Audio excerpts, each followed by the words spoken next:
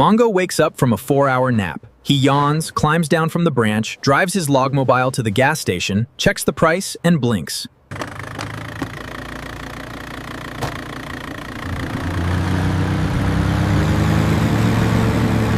He looks at the price, blinks. He looks again. The price has gone up like a monkey chasing a fat orange wasp.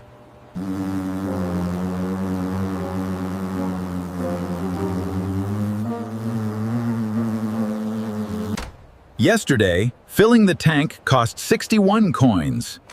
Today, it costs 100. He picks up his banana phone, sees a word he doesn't understand. Hormuz. Hormuz sounds like a movie villain, but it's not a villain, it's a piece of water. A fifth of all dinosaur juice that powers the monkey world passes through this piece of water. And the Iranian jungle has closed it.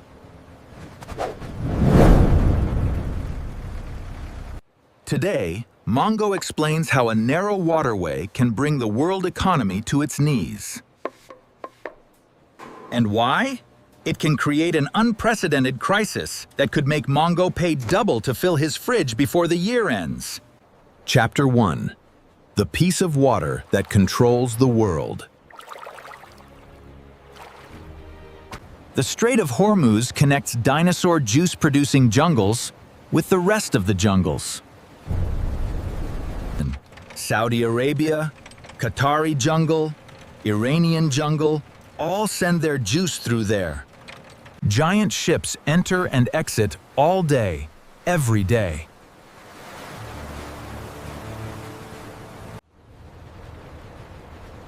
Millions of barrels floating through the most important canal on the planet.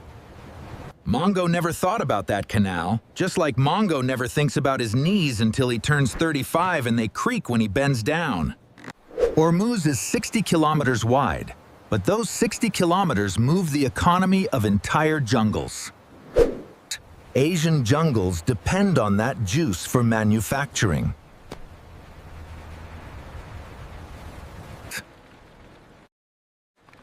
European jungles depend on that juice to heat their branches in winter. Without Hormuz, the global supply chain loses its most important piece. End of February 2026. The Iranian jungle escalates military conflict. Tension with the United Bananas and Banana L reaches a critical point. The Iranian jungle does what everyone feared. It blocks the strait. Ships cannot pass. That's called a supply shock.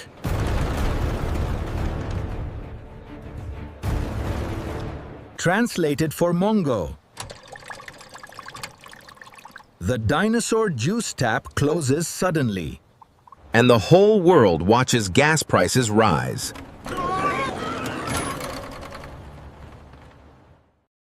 The first effect is immediate. Dinosaur juice that cost 61 coins per barrel the day before the crisis. Price jumps to 100 coins on March 8th. First time in 4 years it surpasses that barrier. But it doesn't stop there. It keeps rising, reaching 126, an absolute maximum for the crisis. But the strange thing is not that gasoline goes up. The strange thing is that bananas in the store also go up. Loincloths also go up. The electricity bill also goes up.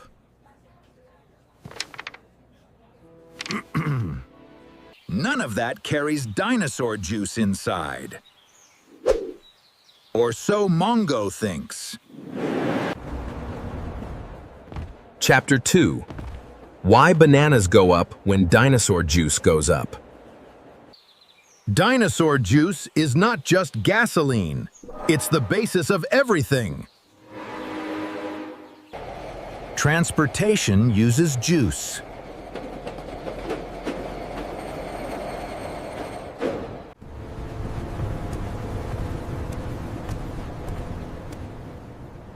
factories use juice. Trucks that carry bananas to stores use juice.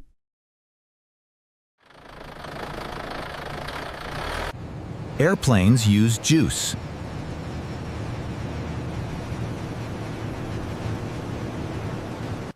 Ships that bring loincloths from the People's Banana Republic use juice.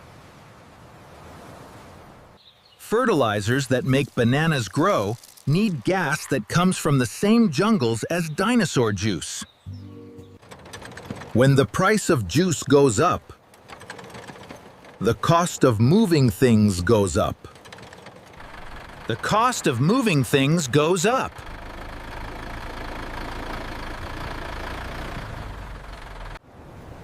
The cost of manufacturing things goes up. The cost of cooling things goes up.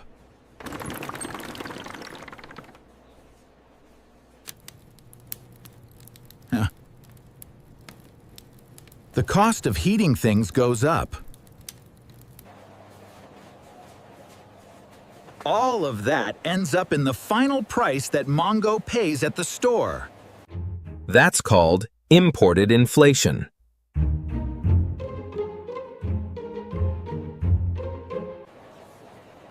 Prices don't go up because the store Mongo wants to charge more. They go up because it costs Mrs. Banana more to bring bananas to the store shelf. Mongo notices the effect in 3 places at the same time. Uh-oh. Gas station. Gas station. You've got to be kidding me. Another sky-high electricity bill. Tow.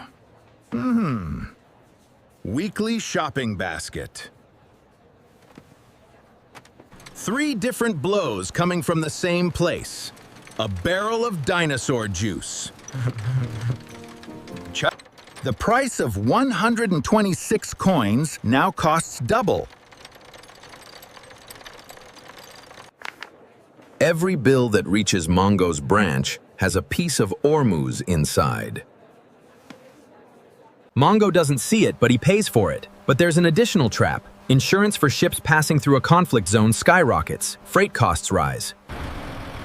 Companies that refine dinosaur juice have to find longer and more expensive alternative routes. And maintaining safety inventories costs extra coins. Result: even if Banana Land or Latin American jungles don't buy a single barrel directly from the Iranian jungle, it doesn't matter. Price goes up for everyone because the dinosaur juice market is global.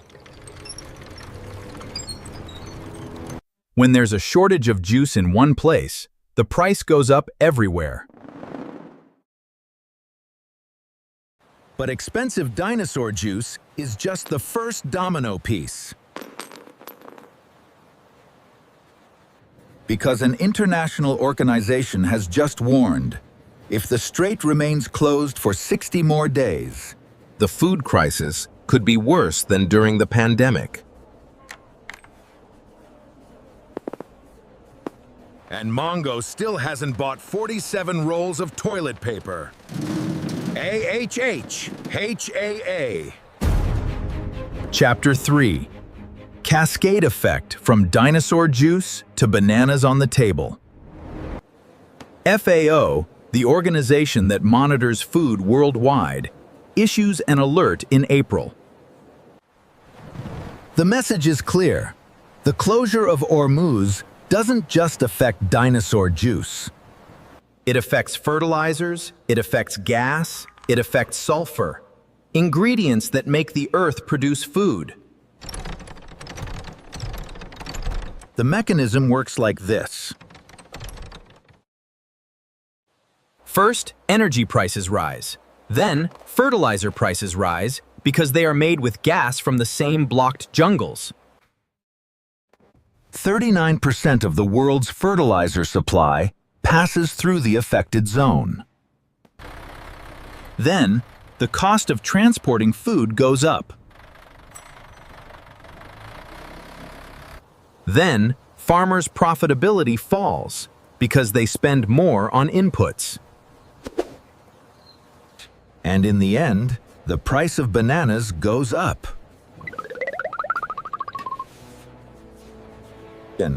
Of coconuts, of melons, of everything Mongo puts on the table.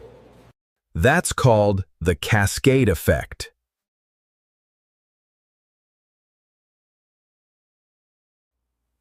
Each piece that goes up pushes the next one. And when they all go up, Mongo goes to the store and discovers that his shopping basket costs 30% more than 2 months ago. 39% of the world's fertilizer supply passes through the affected zone. Some sources calculate that fertilizers could rise by up to 20%. That means fewer harvests, less food, higher prices.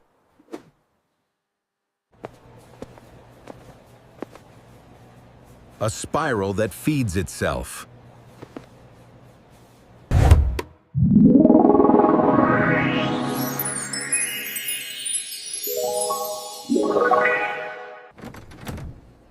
Mongo looks at the fridge.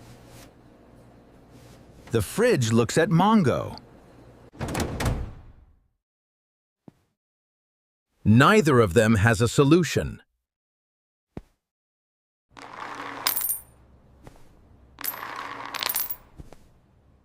But while Mongo counts coins in the kitchen, in March 2026, the United Bananas markets lose more money in one afternoon than Mongo will earn in his entire life.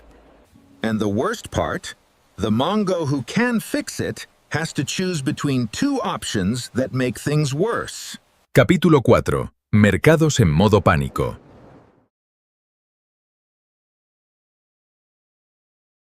March 11th. United Bananas markets close in the red.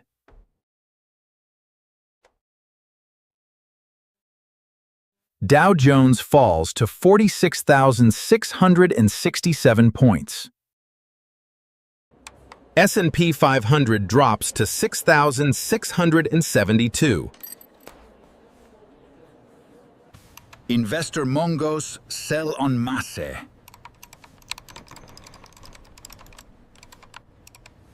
Not because companies are worse than yesterday, but because expensive dinosaur juice means lower margins.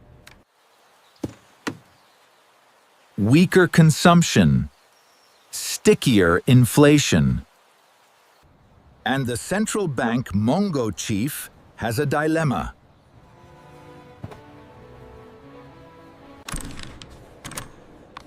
If he raises interest rates to curb inflation, he also curbs growth.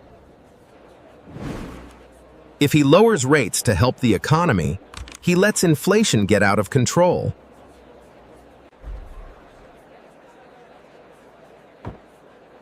That's called a monetary policy dilemma. Translated, the central bank Mongo chief has to choose between two slaps. There's no good option, only a less bad one. Big banks start revising forecasts. Barclays raises its dinosaur juice estimate for 2026 to an annual average of 85 coins. Bank of America puts it at 77.5. Both well above what they calculated before the crisis. The message is clear. Even if the strait opens tomorrow, the price of dinosaur juice won't return to where it was. The crisis leaves a permanent mark on expectations. Days later, signs of possible negotiation arrive. Futures rebound. Dow Jones rises to 47,780. S&P 500 rises to 6,795. Markets breathe, but it's a momentary relief. not a solution. Because as long as the strait remains closed or half closed, volatility rules. The market goes up and down according to geopolitical headlines. Like a monkey jumping from branch to branch, not knowing which one will hold. But Mongo lives in Banana Land, and Banana Land barely buys dinosaur juice from the Gulf. So Mongo is safe. That's what Mongo thinks. What? He thinks wrong.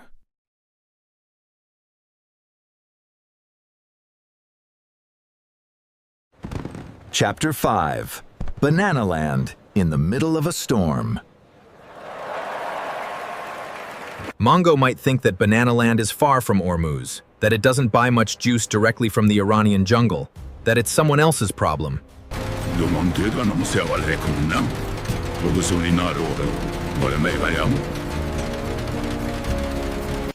But it's everyone's problem.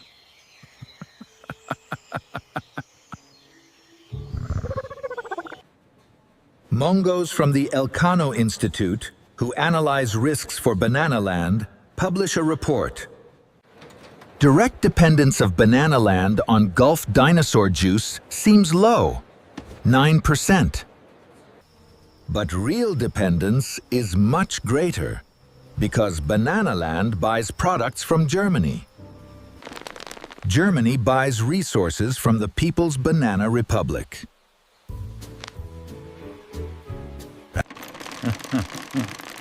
The People's Banana Republic depends on Gulf dinosaur juice. There is an invisible chain that connects everything. Banana Land's plastic and synthetic rubber sector depends on Hormuz for almost 1 in 5 coins, directly or indirectly. A significant portion of business is tied to a waterway that Mongo didn't even know how to pronounce a month ago.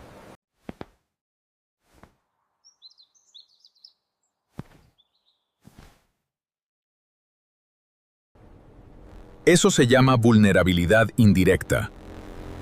That's called indirect vulnerability. Like when the Wi-Fi is slow and Mongo gets angry at the router. But the problem is that the neighbor from the branch above is watching Banana Flicks with Mongo's internet.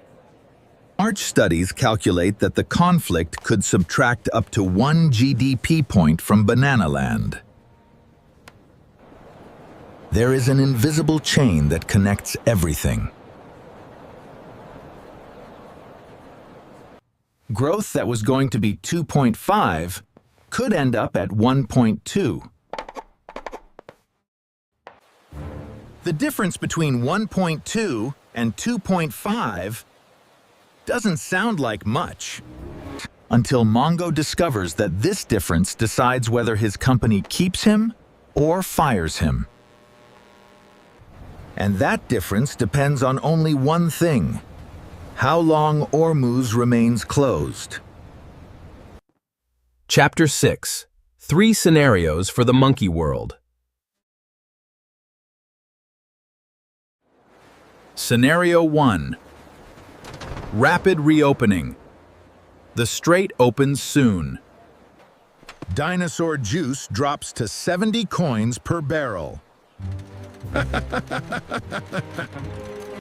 Marts Konksar to calm down. Markets calm down. Freight costs fall.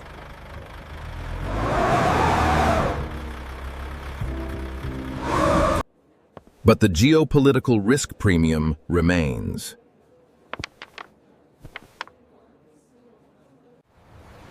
For months, maritime insurance costs more. Energy costs more than before the crisis. A scar remains even if the wound closes. Scenario 2.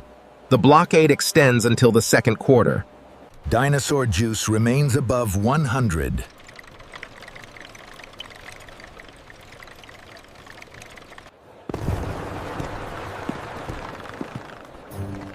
Inflation rises in importing jungles. Global growth falls between 0.4 and 1.2 points.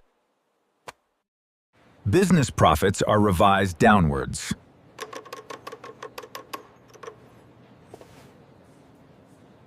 Markets correct again.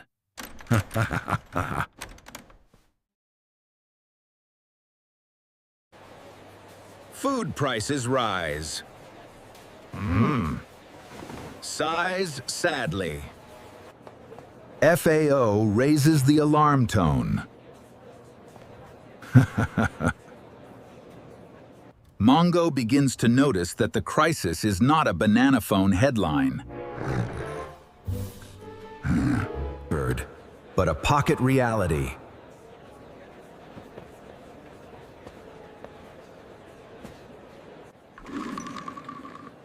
Less bananas on the table, less coins in the account. More nerves at the end of the month.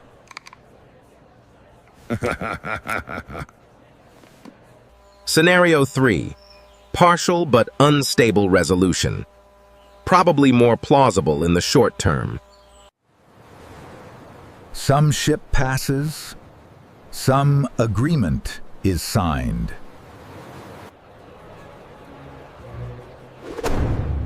But military risk remains.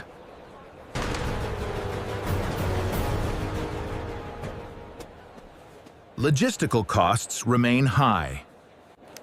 Financial volatility remains high.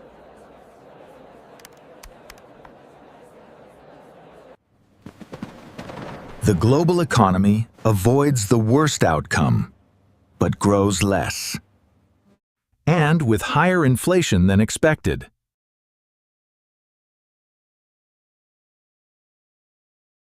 Mongo is not in a total crisis, but he's not well either. He's in limbo, where everything costs a little more and nothing is certain.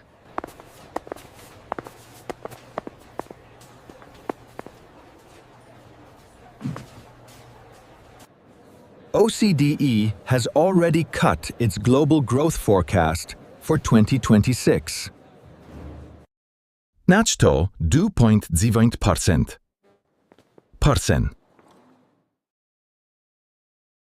It's not a catastrophe, but it's a poorer, more expensive, and more nervous jungle than 3 months ago.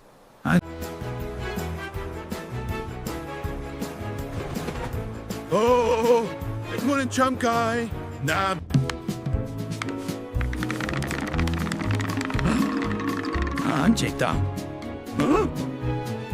A 60-kilometer stretch of water between two jungles can paralyze the economy of the entire planet. Dinosaur juice at 126 green leaves. Markets in the red, bananas rising.